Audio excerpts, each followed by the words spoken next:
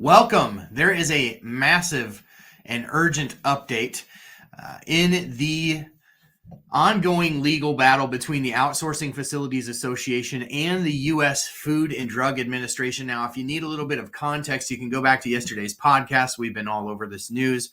And then yesterday afternoon, there was a document dropped, and we're going to go over the impact because this could have a major impact. So the case was filed in the United States District Court for the Northern District of Texas, and it revolves around the FDA's actions regarding the regulation of compounding facilities. Many in the compounding industry, especially those producing medications like Tirzepatide, are watching this closely. Of course, we as patients, especially many of you who rely on compound Tirzepatide for access to your treatment, are watching this extremely closely. So make sure that you hit the bell notification on the channel and the subscribe button so that you can stay in touch with all the news as it breaks. The Outsourcing Facilities Association, the OFA, has filed an emergency motion for a temporary restraining order against the FDA in an attempt to halt certain enforcement actions that could limit or even block access to compounded medications during the legal process.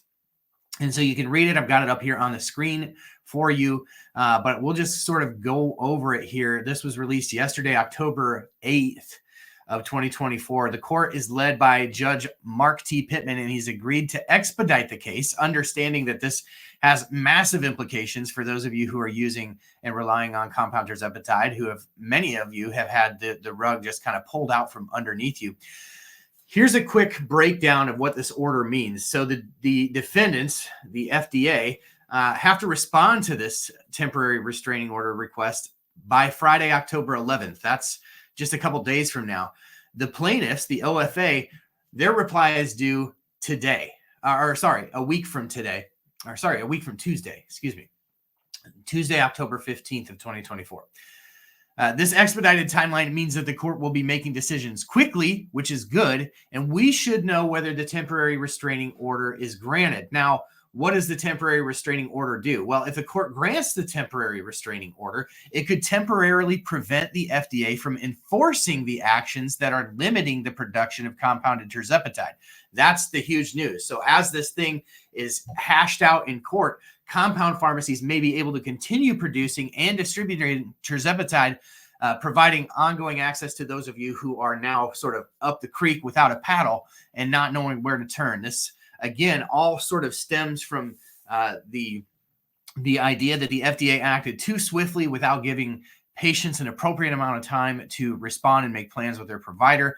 So this temporary restraining order would potentially give an opportunity for Tirzepatide to continue to be compounded as this is hashed out in court.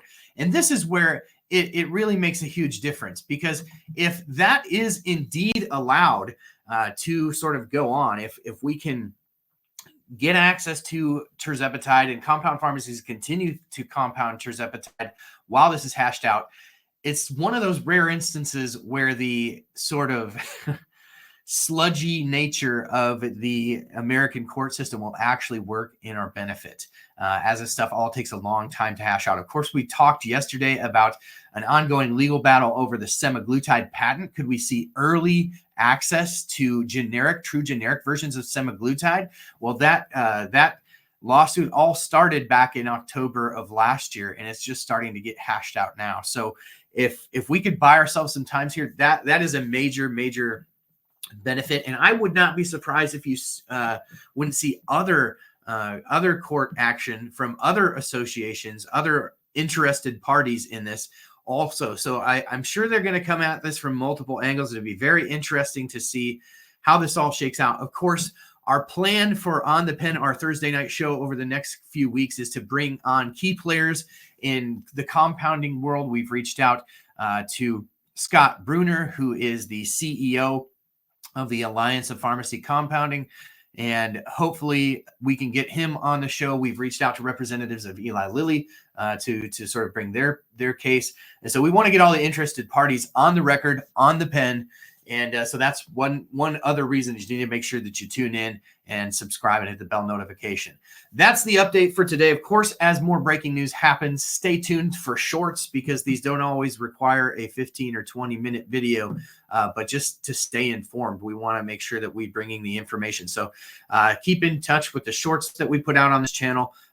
It's so important that you put the bell notification on to get notifications as this stuff all breaks. But thank you for being here. Thank you for being the best part of what we do at On The Pen.